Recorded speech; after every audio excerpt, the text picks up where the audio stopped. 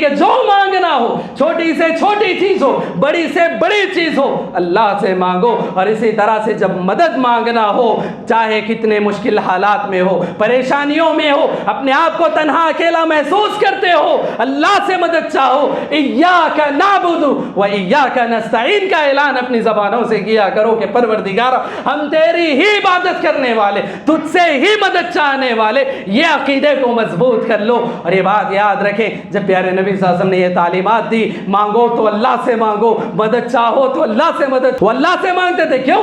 ایسی عمر میں نبی نے ان کے ذہن میں یہ بات بٹھائی، جب چھوٹے تھے، معصوم تھے، چھوٹے سے بچے تھے، اللہ کے نبی نے ان کے ذہن میں یہ بات بٹھائی کہ دیکھو مانگو تو اللہ سے مانگو۔ مرتے تب تک اللہ سے مانگنے والے رہے، کسی اور کے سامنے انہوں نے ہاتھ نہیں پھیلا، کسی اور کو سے انہوں نے نہیں مانگا۔ کیوں؟ ان کے ذہن و دماغ میں یہ عقیدہ بٹھا دیا گیا تھا، مانگو تو اللہ سے مانگو، مدد چاہو تو اللہ سے مدد چاہو۔ یہ پیارے نبی صلی اللہ علیہ وسلم نے انہیں تعلیم دی تھی، اور یہ بھی بیان فرمایا تھا، اے ابن عباس، اے چھوٹے سے بچے، معصوم بچے، یاد رکھو ساری دنیا مل کر اگر تمہیں کوئی فائدہ پہنچانا چاہے اتنا ہی فائدہ ہوگا جتنا اللہ نے تمہارے لیے لکھ رکھا، اور ساری دنیا مل کر اگر تمہیں نقصان پہنچانا چاہے اتنا ہی نقصان پہنچے گا جتنا اللہ نے تمہارے لیے لکھ رکھا ہے۔ تمہارے لیے اللہ نے جتنا لکھ رکھا ہے اس سے زیادہ نہ دنیا تمہیں فائدہ دے سکتی ہے، تمہارے لیے اللہ نے جتنا لکھ رکھا ہے اس سے زیادہ نہ دنیا تمہیں نقصان پہنچا سکتی ہے۔ نفع نقصان کا مالک اللہ ہے، نفع نقصان کا مالک اللہ ہے۔ یہ عقیدہ پیارے نبی صلی اللہ علیہ وسلم نے صحابہ کے دلوں میں بٹھایا تھا۔ محترم حاضرین، جس ملک جس وطن میں ہم رہتے ہیں، یقیناً یہاں بہت سارے مذاہب، بہت ساری تہذیبیں پائی جاتی ہیں، بہت سارے تہوار بھی منائے جاتے ہیں۔ مسلمان ہونے کی حیثیت سے ہمارا اپنا ایک امتیاز ہے، ہمارا اپنا ایک عقیدہ ہے، اور اس عقیدے کے مطابق زندگی گزارنا ہم تمام پر لازم ہے۔ محترم حاضرین، جس طرح کے حالات سے ہم گزر رہے ہیں، یا اسی طرح سے جن حالات سے مقابلہ ہم کر رہے ہیں، یقیناً ان حالات میں اپنے اور اپنی اولاد کے عقیدے کی حفاظت کرنا ایک بہت بڑا چیلنج ہمارے لیے بنتا جا رہا ہے۔ عقیدہ یاد رکھیں، اپنا اور اپنی اولاد کے عقیدے کی حفاظت کرنا اور اس کی فکر کرنا، یہ ہم تمام کی اپنی ذمہ داری ہے، کیونکہ یہ عقیدہ ہی ہے جو ہم کو ان ساری چیزوں سے ممتاز بناتا ہے۔ یہ عقیدہ ہی ہے جو ہمیں مسلمان کہلانے پر فخر محسوس کرواتا ہے۔ یہ عقیدہ ہی ہے جو اپنے رب کے سامنے اپنی پیشانی کو جھکانے کا ہمیں حکم دیتا ہے۔ یہ عقیدہ ہی ہے کہ اللہ کے علاوہ کسی اور کے سامنے سر جھکانے سے ہمیں روکتا ہے۔ یہ عقیدہ ہے۔ یہ عقیدہ اگر ہماری زندگیوں سے ختم ہو جائے تو پھر یاد رکھیں کہ پھر ہم میں اور اوروں میں کوئی فرق باقی نہ رہے گا۔ یہ عقیدہ اگر ہماری زندگیوں سے ختم ہو جائے تو پھر ہماری دنیا بھی برباد ہے، ہماری آخرت بھی برباد ہے۔ اس عقیدے کی فکر ہونی چاہیے، اس عقیدے کی حفاظت کرنی چاہیے۔ یاد رکھیں، اللہ تبارک و تعالیٰ نے ہم تمام کو اس بات کا مکلف بنائے، اس بات کا حکم اللہ تبارک و تعالیٰ نے دیا، یا ایھا الذین آمنوا قوا انفسکم واہلیکم نارا۔ اے ایمان والو، اپنے آپ کو، اپنے گھر والوں کو جہنم کی آگ سے بچاؤ۔ اپنے آپ کو اور اپنے گھر والوں کو جہنم کی آگ سے بچاؤ۔ جہنم کی آگ سے کیسے بچا جا سکتا ہے؟ جہنم کی آگ سے کون بچ سکتا ہے؟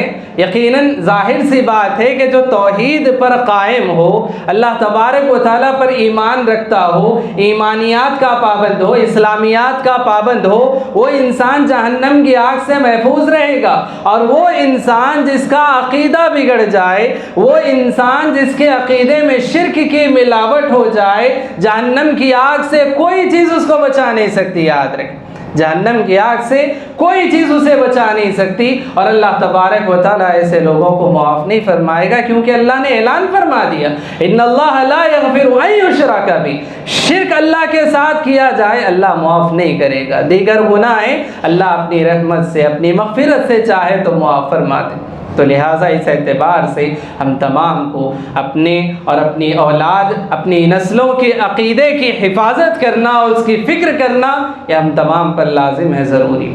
کیسے فکر کی جائے؟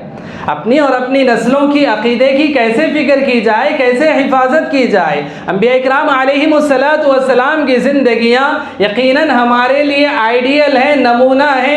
اللہ تبارک و تعالیٰ نے انبیاء اکرام علیہم السلام کی زندگیاں، ان کی دعائیں اللہ تبارک و تعالیٰ نے قرآن مجید میں محفوظ فرمائی، اور وہ سکھاتی ہیں ہمیں کہ کیسے ہم اپنے عقیدوں کی حفاظت کریں۔ اب اس سلسلے میں دیکھیں، اہل ایمان کو یہ دعا سکھائی گئی۔ اللہ تبارک و تعالیٰ اپنے بندوں کی صفات بیان کرتے ہوئے فرماتا ہے اس کے بندے کون سے، کیسی دعائیں ان کی ہوا کرتی ہیں۔ والذین یقولون ربنا هب لنا من ازواجنا وذریاتنا قرۃ اعین وجعلنا للمتقین اماما۔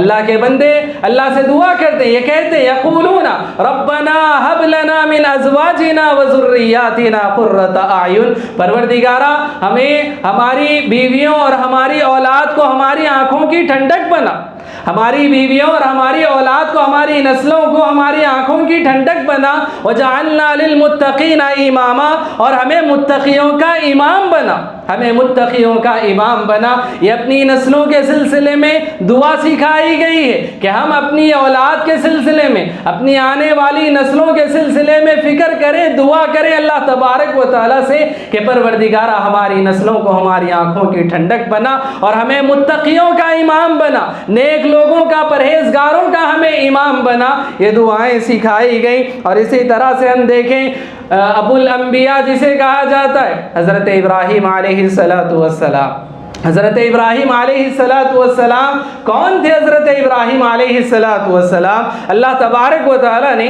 حضرت ابراہیم علیہ السلام کا تعارف کراتے ہوئے فرمایا کہ ابراہیم اپنے آپ میں ایک امت تھے، ابراہیم اپنے آپ میں ایک امت تھے۔ اس شرک کی خاطر بہت ساری قربانیاں انہوں نے دی، اور اپنے عقیدے کی حفاظت کی خاطر ساری دنیا سے وہ ٹکرا گئے، اکیلے انہوں نے مقابلہ کیا، بتوں کو پاش پاش انہوں نے کیا، ہر طرح کی تکالیف کو انہوں نے جھیلا۔ وہ حضرت ابراہیم علیہ السلام، اور حضرت ابراہیم علیہ السلام دعا کرتے ہیں، اللہ تبارک و تعالیٰ سے مانگتے ہیں وَجْنُبْنِي وَبَنِيَّ أَن نَعْبُدَ الْأَصْنَامَ، اے اللہ مجھے اور میری آئندہ کی نسلوں کو بتوں کی عبادت سے بچا لے، اے اللہ مجھے اور میری آئندہ کی نسلوں کو بتوں کی عبادت سے بچا لے۔ محترم حاضرین، کیا اس بات کا امکان تھا، کیا اس بات کا شبہ تھا کہ حضرت ابراہیم علیہ السلام جو بتوں کو توڑنے والے تھے، کیا وہ بتوں کی عبادت کر سکتے تھے؟ نہیں، لیکن وہ دعا انہوں نے سکھائی ہے، آئندہ کی نسلوں کے لیے انہوں نے دعا مانگی اور کہا وَجْنُبْنِي، اے اللہ مجھے بچا، وَبَنِيَّ، یا میری اولاد کو بچا، أَن نَعْبُدَ الْأَصْنَامَ، کہ وہ بتوں کی عبادت کریں، بتوں کی عبادت سے بچا لے۔ حضرت ابراہیم کی دعا ہمیں سکھاتی ہے۔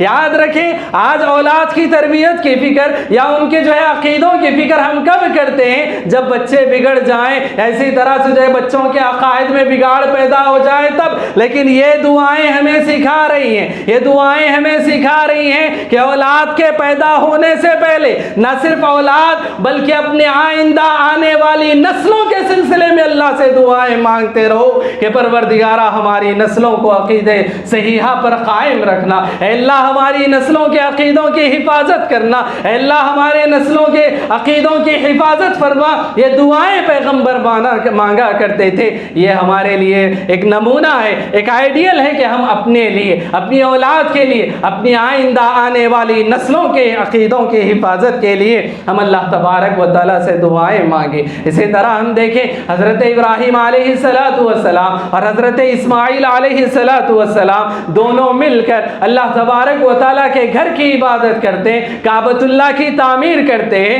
وہاں کچھ دعائیں مانگتے ہیں۔ ان دعاؤں میں سے ایک دعا یہ بھی تھی، اللہ تبارک و تعالیٰ فرماتا ہے دونوں نے مل کر دعا مانگی تھی، ربنا وجعلنا مسلمین لک ومن ذریتنا امة مسلمة لک، پروردگارہ ہم دونوں کو، ربنا وجعلنا مسلمین لک، اے اللہ ہم دونوں کو تیرا اطاعت و فرمانبردار بنا دے، مسلمین لک ومن ذریتنا امة مسلمة لک، اور ہماری ذریت میں سے، ہماری نسلوں میں سے ایک امت کو تیرا اطاعت گزار اور فرمانبردار بنا دے۔ حضرت ابراہیم حضرت اسماعیل دونوں مل کر اللہ تبارک و تعالیٰ سے دعائیں مانگ. یہ کب مانگ رہے دعائیں؟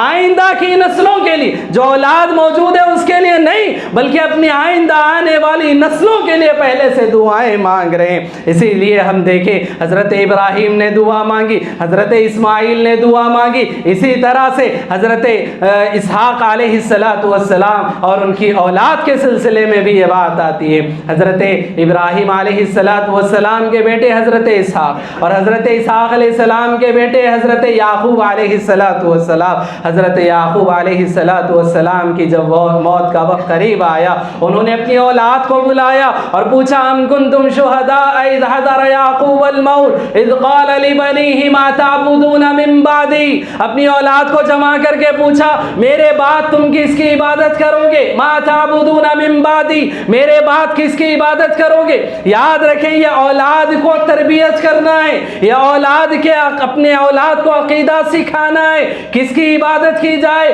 کیسی عبادت کی جائے, کیسے اللہ کو راضی کیا جائے, کیسے اللہ کو منایا جائے, کیسے اللہ تبارک و تعالیٰ کو خوش کیا جائے. اللہ تبارک و تعالیٰ کی عبادت اپنی اولاد کو سکھانے کا حکم دیا گیا. حضرت یعقوب علیہ السلام اپنی موت کے وقت میں آخری لمحات میں بھی اپنی اولاد کے عقیدے کی فکر کرتے ہوئے ان کو بلا کر پوچھتے ما تعبدون من بعدی. دنیا میں رہتے ہوئے تو میں نے تمہاری تربیت کی, دنیا میں رہتے ہوئے تو میں نے تمہیں عقیدہ سکھایا, اللہ کی عبادت میں تم کو لگایا, لیکن یہ بھی بتاؤ میرے گزر جانے کے بعد, میری موت کے بعد تم کس کی عبادت کرو گے؟ ما تعبدون من بعدی قالوا نعبد الہک و الہ آبائک ابراہیم و اسحاق الہ واحدا. ان کی اولاد نے کہا کہ ابا جان آپ سن لیجئے, آپ کے بعد ہم کس کی عبادت کریں؟ نعبد الہک و الہ آبائک, ہم آپ کے آبا و اجداد ابراہیم اور اسحاق کے رب کی جو اکیلا معبود ہے ہم اسی کی عبادت کریں گے, اسی کی ہم عبادت کریں گے. یہ اولاد کی تربیت ہے, یہ عقیدے کی حفاظت ہے. اس طرح سے اپنی اولاد کے عقیدوں کی حفاظت کرنی چاہیے, اپنی آئندہ کی نسلوں کی فکر کرنی چاہیے کہ میرے بعد کس کی عبادت کریں گے. مسلمان باقی بھی رہیں گے یا مشرک ہو جائیں گے, مسلمان رہیں گے یا کافر ہو جائیں گے, اس بات کی فکر ہونی چاہیے. یہ بات یاد رکھیں, ہم اپنی اولاد کی تربیت کی فکر کریں گے, ان کے عقیدوں کی فکر کریں گے, اپنی نسلوں کی عقیدوں کی فکر کریں گے. یہی نسل ہوگی جو آگے بڑھ کر ہمارے حق میں ہاتھ اٹھا کر دعائیں مانگے, یہی نسل ہوگی جو آگے بڑھ کر ہمارے حق میں ہاتھ اٹھا کر دعائیں مانگیں گی. ہمارے گزر جانے کے بعد اگر ہماری اولاد نعوذ باللہ کافر اور مشرک بن جائے تو پھر کون ہمارے حق میں ہاتھ اٹھا کر دعا مانگے گا؟ پیارے نبی صلی اللہ علیہ وسلم نے حدیث میں جو بات بیان فرمائی, انسان جب اس دنیا سے گزر جاتا ہے ساری اس کے اعمال کا جو سلسلہ ہے وہ منقطع ہو جاتا ہے, لیکن اس کی اولاد کی جو دعائیں ہوتی ہیں وہ اس تک پہنچتی ہیں اور اللہ تبارک و تعالیٰ اس کا بدلہ دیتا ہے. تو اپنی آخرت کی فکر کریں, اپنی نسلوں کے عقیدے کی فکر کرنی چاہیے تاکہ آگے کی نسلیں ہمارے حق میں ہاتھ اٹھا کر دعا کرنے والی بنے, اللہ اور اس کے رسول کا نام لیوا وہ بنے, اللہ کی عبادت کرنے والے بنے, رسول کے طریقے پر چلنے والے بنے. یہ فکر ہونی چاہیے. یہ فکر ہوگی تو پھر یاد رکھیں نسلیں ویسی نکلیں گی, نسلوں کی عقیدے کی حفاظت ہوگی. کیسے یہ بھی آپ سن لیجئے. حضرت ابراہیم نے دعا مانگی, ان کے بعد حضرت اسحاق نے دعا مانگی, اس کے بعد حضرت یعقوب علیہ السلام نے اپنی اولاد کی تربیت کی. اسی لیے ہم دیکھتے ہیں حضرت یوسف علیہ السلام, حضرت یوسف علیہ السلام قید خانے میں جب ان کو ڈال دیا جاتا ہے, ان کے ساتھ دوسرے اور دو ساتھی ان کے آ جاتے ہیں جو مشرک تھے, تو اس وقت حضرت یوسف علیہ السلام ان کو اللہ کی توحید کی دعوت دیتے ہوئے یہ کہتے ہیں واتبعت ملت آبائی ابراہیم و اسحاق. حضرت یوسف علیہ السلام کہتے ہیں میں اپنے آبا و اجداد کے ملت کی پیروی کر رہا ہوں. کون سی ملت؟ وہ ملت جو حضرت ابراہیم کی ملت تھی, وہ عقیدہ جو حضرت ابراہیم کا عقیدہ تھا, وہ عقیدہ جو حضرت اسماعیل و اسحاق کا عقیدہ تھا, وہ عقیدہ جو حضرت یعقوب کا عقیدہ تھا, وہی عقیدہ آئندہ کی نسلوں میں چلتا رہا. اسی لیے حضرت یوسف علیہ السلام لوگوں کو توحید کی دعوت دینے والے بنے. تو یہ دعاؤں کا نتیجہ تھا حضرت ابراہیم علیہ السلام کی, جو انہوں نے آئندہ کی نسلوں کے لیے دعائیں مانگی تھی. اور یہ بھی یاد رکھے حضرت ابراہیم علیہ السلام کی دعا ہی کا نتیجہ تھا, حضرت ابراہیم کی دعا ہی کا نتیجہ تھا کہ اللہ تبارک و تعالیٰ نے حضرت اسماعیل علیہ السلام کی نسل سے آخری نبی محمد الرسول اللہ صلی اللہ علیہ وسلم کو مبعوث فرمایا. تو یاد رکھیں اپنی اولاد کی تربیت کے سلسلے میں, ان کے عقیدوں کی فکر کے سلسلے میں یہ دعائیں بڑی مؤثر ہوا کرتی ہیں, یہ دعائیں اپنا اثر دکھاتی ہیں. تو اپنی اولاد کے سلسلے میں ان کے عقیدوں کی حفاظت کے لیے ہمیں دعائیں کرنی چاہیے جس طرح سے پیغمبروں نے دعائیں کی تھی. نہ صرف دعائیں بلکہ دعاؤں کے ساتھ ساتھ وقتاً فوقتاً اپنی اولاد کو نصیحت کرنا چاہیے, اپنی اولاد کو جو ہے عقیدہ سکھانا چاہیے, اللہ کی عبادت کرنے کا حکم دینا چاہیے اور ان کو شرک سے منع کرتے رہنا چاہیے. یہ بھی چیز اللہ تبارک و تعالیٰ نے سکھائی. حضرت لقمان کا واقعہ اللہ تبارک و تعالیٰ نے بیان فرمایا اور اس میں اللہ تبارک و تعالیٰ فرماتا ہے یاد کرو وَإِذْ قَالَ لُقْمَانُ لِابْنِهِ وَهُوَ يَعِظُهُ يَا بُنَيَّ لَا تُشْرِكْ بِاللَّهِ إِنَّ الشِّرْكَ لَظُلْمٌ عَظِيمٌ. اللہ تبارک و تعالیٰ نے سورہ لقمان نازل فرمائی. سورہ لقمان میں حضرت لقمان کی وہ نصیحتیں جو انہوں نے اپنی اولاد کو کی تھی وہ نصیحتیں ذکر فرمائی اور اللہ فرماتا ہے یاد کرو جب لقمان نے اپنے بیٹے کو نصیحت کرتے ہوئے فرمایا یعظہ, نصیحت کرتے ہوئے یا بنی لا تشرک باللہ, اے میرے بیٹے, اے میرے لختے جگر, لا تشرک باللہ, اللہ کے ساتھ کسی کو شریک نہ ٹھہرانا, اللہ کے ساتھ کسی کو شریک نہ ٹھہرانا. ان الشرک لظلم عظیم, یاد رکھنا کہ شرک سب سے بڑا ظلم ہے, شرک سب سے بڑا ظلم ہے. لہٰذا جہاں توحید کا حکم دیا جائے وہیں پر شرک سے منع کیا جائے, اپنی اولاد کو اللہ کی عبادت کی طرف لگایا جائے, وہیں پر معبودان باطلہ سے اپنی اولاد کو روکا جائے, ان کے عقیدوں کی اصلاح کی جائے, ان کے عقیدوں کی حفاظت کی جائے. وقتاً فوقتاً اپنی اولاد کو عقیدہ سکھاتے رہنا چاہیے, توحید اور شرک کے بارے میں بتاتے رہنا چاہیے. یاد رکھیں یہی ہماری زندگی کا مقصد ہے, یہی ہماری زندگی کا مقصد ہے. اسی مقصد کے لیے تو اللہ تبارک و تعالیٰ نے پیدا فرمایا اور کہا وَمَا خَلَقْتُ الْجِنَّ وَالْإِنسَ إِلَّا لِيَعْبُدُونَ. کیا مقصد سے تم کو پیدا کیا؟ اللہ فرماتا ہے جنوں اور انسانوں کو میں نے محض صرف اور صرف میری عبادت کے لیے پیدا کیا. عبادت کو چھوڑ کر اگر مقصد زندگی کو چھوڑ کر اگر ہم دوسرے مقاصد میں زندگی گزارنے والے بن جائیں, یقیناً یاد رکھیں دوسرے مقاصد میں تو کامیاب ہو جائیں گے لیکن جس مقصد سے اللہ نے پیدا فرمایا اس مقصد میں پیچھے رہ جائیں گے, اس مقصد میں ناکام ہو جائیں گے. محترم حاضرین یاد رکھیں جس طرح سے پچھلے پیغمبروں نے اپنی اولاد کی نسلوں کی حفاظت کی, بچوں کی جو ہے تربیت کی, ان کے عقیدوں کی تربیت کی, پیارے نبی صلی اللہ علیہ وسلم, پیارے نبی صلی اللہ علیہ وسلم بچوں کی تربیت کیا کرتے تھے. بچوں کو وقتاً فوقتاً اللہ کے نبی صلی اللہ علیہ وسلم عقیدے کی باتیں سکھایا کرتے تھے. ایک مرتبہ ایک معصوم سا بچہ پیارے نبی صلی اللہ علیہ وسلم کے ساتھ بیٹھا ہوا ہے, صحابہ کھانا کھا رہے ہیں, ایک معصوم سا بچہ بھی ان کے ساتھ مل کر کھا رہا ہے اور وہ بچہ جو ہے برتن میں اپنے ہاتھ کو گھما رہا ہے, برتن میں اپنے ہاتھ کو پھیر رہا ہے, گھما رہا ہے. اللہ کے نبی صلی اللہ علیہ وسلم دیکھتے ہیں اور وہ جو بچہ ہوتا ہے بائیں ہاتھ سے کھانا کھا رہا ہوتا ہے. اللہ کے نبی صلی اللہ علیہ وسلم فوراً اس بچے کا ہاتھ پکڑ لیتے ہیں اور اس کے بعد اس بچے کو نصیحت کرتے, اس بچے کو سمجھاتے ہوئے کہتے سم اللہ وکل بیمینک وکل مما یلیک. پیارے نبی صلی اللہ علیہ وسلم معصوم سے بچے کو نصیحت کرتے ہوئے کہہ رہے بات کیا تھی کہ وہ بچہ بائیں ہاتھ سے کھا رہا تھا, بات یہ تھی وہ بچہ برتن میں ہاتھ گھما رہا تھا, لیکن پیارے نبی صلی اللہ علیہ وسلم نے ان باتوں کی نصیحت کرنے سے پہلے یہ فرمایا سم اللہ, اللہ کا نام لے کر کھاؤ, اللہ کا نام لے کر کھاؤ. سب سے پہلے عقیدے کی تعلیم پیارے نبی صلی اللہ علیہ وسلم نے دی, سب سے پہلے اللہ کا نام سکھایا کہ کھاؤ تو اللہ کا نام لے کر کھاؤ, سم اللہ وکل بیمینک. اس کے بعد دوسری تعلیم یہ دی کہ اپنے داہنے ہاتھ سے کھاؤ, بائیں ہاتھ سے نہ کھاؤ اس لیے کہ بائیں ہاتھ سے شیطان کھاتا ہے. تیسری تعلیم پیارے نبی صلی اللہ علیہ وسلم نے دی وکل مما یلیک, جو اپنے سامنے ہے اس میں سے کھاؤ, سارے برتن میں ہاتھ نہ گھماؤ. محترم حاضرین یہاں غور کرنے کی بات ہے, پیارے نبی صلی اللہ علیہ وسلم نے 3 تعلیمات بچے کو دی, لیکن سب سے پہلے عقیدے کی تعلیم دی, بچے کو اللہ کا نام سکھایا اور کہا کہ دیکھو بیٹا جب بھی کھاؤ تو تو اللہ کا نام لے کر کھایا کرو، جو بھی کھاؤ جو بھی پیو اللہ کا نام لے کر کھاؤ، اللہ کا نام لے کر پیو۔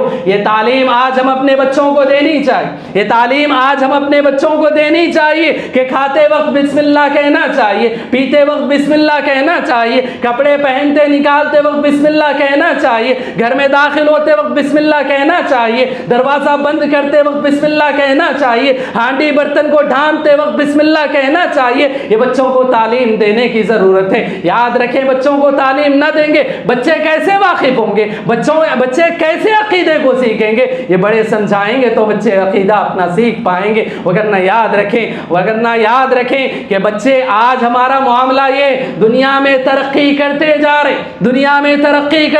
رہے، لیکن کیسی ترقی، ایسا کیسا علم کہ اللہ ہی سے انسان کو غافل کر دے۔ علم تو اس لیے ہے کہ انسان اپنے پیدا کرنے والے کو جانے، اپنے خالق اپنے مالک کو پہچانے، لیکن یہ کون سا علم ہے جو انسان کو اللہ سے دور کر دے، اپنے خالق اپنے مالک سے دور کر دے؟ یاد رکھیں دنیا اسے ڈگریاں دے یا دنیا اسے علم کہے، نالج کہے، لیکن جو علم اللہ سے انسان کو دور کر دے وہ علم ہو نہیں سکتا۔ وہ انسان چاہے لاکھوں ڈگریاں حاصل کر لے، وہ جاہل اپنے آپ میں کیوں؟ اسے اس بات کا علم نہیں کہ اس کو کس نے پیدا کیا، اس کو کس کی عبادت کرنی چاہیے، اس کا خالق کون، اس کا مالک کون، یہ اگر اس کو علم نہ ہو وہ چاہے جتنا پڑھ لے لیکن اپنے آپ میں وہ جاہل ہے، کیونکہ اس کو اس بات کا علم نہیں کہ اس کو کس نے پیدا کیا، اس کو کس کی عبادت کرنی چاہیے، کیسی عبادت کرنی چاہیے۔ تو آج ضرورت اس بات کی ہے کہ اپنے بچوں کو عقیدے کی تعلیم دے، یا پھر ایسے مکاتب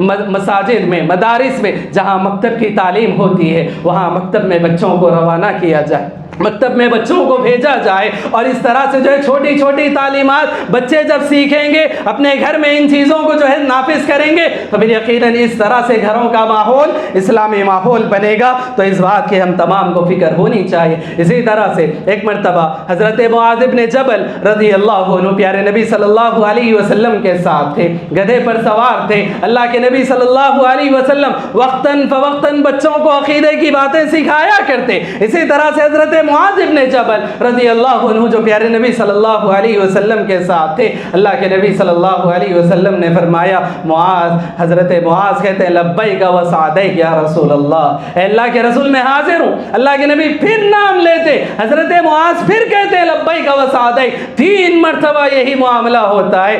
آپ یاد رکھیں تین مرتبہ نام لے کر متوجہ کرنے کا کیا مطلب ہے؟ مطلب یہ ہے کہ کوئی اہم تعلیم سکھانا ہے۔ یہ تو نہیں کہ بچہ کھیل رہا ہے، یہ تو نہیں کہ بچہ کسی اور کام میں مشغول ہے، اپنی طرف اللہ کے نبی متوجہ کر رہے ہیں۔ 3 مرتبہ حضرت معاذ کو آواز دیتے اور حضرت معاذ کہتے لبیک و سعدیک، لبیک و سعدیک، میں حاضر ہوں، میں حاضر ہوں، میں حاضر ہوں۔ 3 مرتبہ ہونے کے بعد پیارے نبی صلی اللہ علیہ وسلم فرماتے ہیں معاذ اتدری ما حق اللہ علی العباد وما حق اللہ علی اللہ، اے معاذ کیا جانتے ہو کہ بندوں پر اللہ کا حق کیا ہے اور اللہ پر بندوں کا حق کیا ہے؟ کیا جانتے ہو؟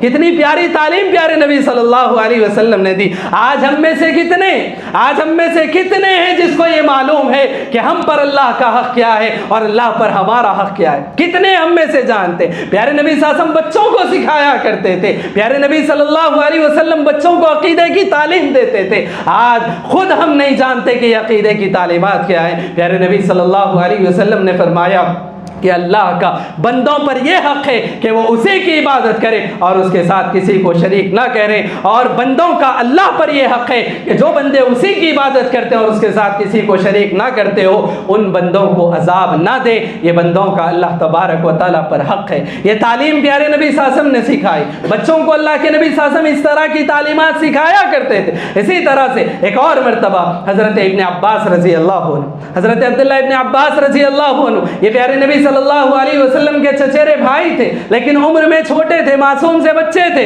اللہ کے نبی صلی اللہ علیہ وسلم نے انہیں ایک مرتبہ یہ تعلیم دی اور کہا اعلمک بکلمات، اے ابن عباس، اے معصوم، اے بچے، اے غلام یا غلام، اعلمک بکلمات، میں کچھ تمہیں کلمات سکھاتا ہوں، انہیں سیکھ لو۔ اس کے بعد پیارے نبی صلی اللہ علیہ وسلم فرماتے ہیں احفظ اللہ یحفظک، تم اللہ کی حفاظت کرو اللہ تمہاری حفاظت کرے گا۔ احفظ اللہ یحفظ کا کیا معنی ہے، کیا مطلب ہے؟ محدثین نے اس کا مطلب یہ بیان کیا، تم اللہ کے دین کی حفاظت کرو اللہ تمہاری حفاظت کرے گا، تم اللہ کے دین کی حفاظت کرو اللہ تمہاری حفاظت کرے گا، اللہ کے دین کو مضبوطی سے تھامے رہو، اللہ تبارک و تعالیٰ کے بھیجے ہوئے دین پر عمل کرتے رہو، اپنی زندگی کو دین کے مطابق نافذ کر لو۔ جب تمہاری زندگی ایسی ہو جائے گی تم اللہ کے دین کے محافظ بن جاؤ گے، اللہ تمہارا محافظ بن جائے گا۔ احفظ اللہ یحفظ کا، احفظ اللہ تجدہ تجاہک۔ پیارے نبی صلی اللہ علیہ وسلم نے دوسری تعلیم دی اور یہ فرمایا کہ دیکھو اے غلام، اے بچے، اے ابن عباس، یاد رکھو احفظ اللہ، اللہ کے دین کی حفاظت کرو۔ مشکلات آئیں گی، پریشانیاں آئیں گی، تکالیف آئیں گے، تجدہ تجاہک، جب تم اللہ کے دین کی حفاظت کرو گے تو تم اس کو اپنے پاس محسوس تم اپنے پاس اس کو پاؤ گے، اللہ کو پاؤ گے، اللہ تمہارا مددگار ہوگا۔ تم اللہ کے دین کی حفاظت کرو، اللہ تمہارا مددگار ہوگا۔ آج ہمارا یہ رونا ہے کہ آج ہمارے ساتھ ایسے ایسے حالات ہو رہے ہیں، آج جو ہے دشمن دنیا آج ہماری دشمن بن رہی ہے، لیکن کیا ہم اللہ کے دین کے محافظ ہیں؟ کیا ہم آج اللہ کے دین کے محافظ ہیں؟ اگر ہم اللہ کے دین کے محافظ ہیں تو پھر یہ رونا چھوڑ دیں کہ کون ہماری مدد کرے گا، کون ہمارا سہارا بنے گا۔ کیوں؟ اللہ نے وعدہ کیا، اللہ تبارک و تعالیٰ کا وعدہ ہے، ان تنصروا اللہ ینصرکم، تم اللہ کی مدد کرو گے اللہ تمہاری مدد کرے گا۔ اگر تم دین پر مضبوطی سے قائم رہو گے، دین کے محافظ بن جاؤ گے، پھر دنیا سے ڈرنے کی ضرورت نہیں، اللہ تمہارا محافظ ہوگا، اللہ تمہارا مددگار ہوگا۔ ضرورت اس بات کی ہے اس عقیدے کو اپنے دلوں میں ہم مضبوط کر لیں، اس عقیدے کو ہم اپنے دلوں میں مضبوط کر لیں، اللہ کے دین کے محافظ بن جائیں، اللہ کے دین کے مددگار بن جائیں۔ اللہ ہمارا محافظ ہوگا، اللہ تبارک و تعالی ہمارا مددگار ہوگا۔ معصوم بچے کے ذہن میں پیارے نبی صلی اللہ علیہ وسلم یہ باتیں بٹھا رہے ہیں اور کہہ رہے ہیں کہ دیکھو دین کے محافظ بن جاؤ، اللہ تمہارا محافظ ہوگا، دین کے محافظ بن جاؤ، اللہ کو اپنے پاس پاؤ گے۔ اور اسی طرح سے تیسری تعلیم اللہ کے نبی صلی اللہ علیہ وسلم نے یہ دی، اذا سألت فاستعن باللہ، اذا سألت فاستعن باللہ، جب مانگو تو اللہ سے مانگو، مانگو تو اللہ سے مانگو، وَإِذَا اسْتَعَنْتَ فَاسْتَعِنْ بِاللَّهِ، اور جب مدد چاہو تو اللہ سے مدد چاہو۔ یہ چار باتوں کی اللہ کے نبی صلی اللہ علیہ وسلم نے تعلیم دی، یہ چار باتوں کی تعلیم دی کہ جو مانگنا ہو، چھوٹی سے چھوٹی چیز ہو، بڑی سے بڑی چیز ہو، اللہ سے مانگو۔ اور اسی طرح سے جب مدد مانگنا ہو، چاہے کتنے مشکل حالات میں ہو، پریشانیوں میں ہو، اپنے آپ کو تنہا اکیلا محسوس کرتے ہو، اللہ سے مدد چاہو۔ إِيَّاكَ نَعْبُدُ وَإِيَّاكَ نَسْتَعِينُ کا اعلان اپنی زبانوں سے کیا کرو کہ پروردگار ہم تیری ہی عبادت کرنے والے، تجھ سے ہی مدد چاہنے والے، یہ عقیدے کو مضبوط کر لو۔ اور یہ بات یاد رکھیں، جب پیارے نبی صلی اللہ علیہ وسلم نے یہ تعلیمات دی، مانگو تو اللہ سے مانگو، مدد چاہو تو اللہ سے مدد چاہو۔ ابن عباس رضی اللہ عنہ کا یہ حال تھا، صحابہ بیان کرتے ہیں جوتے کا تسمہ بھی اگر ٹوٹ جاتا، ڈوری جسے ہم کہتے ہیں لیس کہتے ہیں، حضرت ابن عباس کا یہ معمول تھا، اگر جوتے کا تسمہ بھی ٹوٹ جاتا وہ اللہ سے مانگتے تھے، وہ اللہ سے مانگتے تھے۔ کیوں؟ ایسی عمر میں نبی نے ان کے ذہن میں یہ بات بٹھائی، جب چھوٹے تھے، معصوم تھے، چھوٹے سے بچے تھے، اللہ کے نبی نے ان کے ذہن میں یہ بات بٹھائی کہ دیکھو مانگو تو اللہ سے مانگو، مرتے تب تک اللہ سے مانگنے والے رہے، کسی اور کے سامنے انہوں نے ہاتھ نہیں پھیلا، کسی اور کو سے انہوں نے نہیں مانگا۔ کیوں؟ ان کے ذہن و دماغ میں یہ عقیدہ بٹھا دیا گیا تھا، مانگو تو اللہ سے مانگو، مدد چاہو تو اللہ سے مدد چاہو۔ یہ پیارے نبی صلی اللہ علیہ وسلم نے انہیں تعلیم دی اور یہ بھی بیان فرمایا تھا، اے ابن عباس، اے چھوٹے سے بچے، معصوم بچے، یاد رکھو ساری دنیا مل کر اگر تمہیں کوئی فائدہ پہنچانا چاہے اتنا ہی فائدہ ہوگا جتنا اللہ نے تمہارے لیے لکھ رکھا ہے، اور ساری دنیا مل کر اگر تمہیں نقصان پہنچانا چاہے اتنا ہی نقصان پہنچے گا جتنا اللہ نے تمہارے لیے لکھ رکھا ہے۔ تمہارے لیے اللہ نے جتنا لکھ رکھا ہے اس سے زیادہ نہ دنیا تمہیں فائدہ دے سکتی ہے، تمہارے لیے اللہ نے جتنا لکھ رکھا ہے اس سے زیادہ نہ دنیا تمہیں نقصان پہنچا سکتی ہے۔ نفع نقصان کا مالک اللہ ہے، نفع نقصان کا مالک اللہ ہے، یہ عقیدہ پیارے نبی صلی اللہ علیہ وسلم نے صحابہ کے دلوں میں بٹھایا تھا۔ تو لہٰذا ضرورت اس بات کی ہے، ضرورت اس بات کی ہے کہ آج ہم اپنے ذہن و دماغ میں بھی ان عقیدوں کو مضبوط کریں اور اپنی اولاد کے ذہن و دماغ میں بھی ان عقیدوں کو ہم بٹھائیں، اور خصوصاً آئندہ آنے والی نسلوں کے سلسلے میں ہم فکر مند رہیں اور ان کے حق میں دعائیں کرتے رہیں کہ پروردگارہ ہماری نسلوں کی حفاظت فرما۔ ایک آخری بات بتا کر میں اپنی بات کو ختم کروں گا۔ آج ہمارے اپنے معاشرے کی اگر حالت ہم دیکھتے ہیں، تعلیم کے نام پر اسکول کالجز میں کس کس طرح کی تعلیم بچوں کو دی جا رہی، کیسے کیسے شرکیہ کلمات بچے اپنی زبانوں پر یاد رکھتے ہیں، کیسے کیسے جو الفاظ ان کو سکھائے جاتے ہیں۔ یاد رکھیں،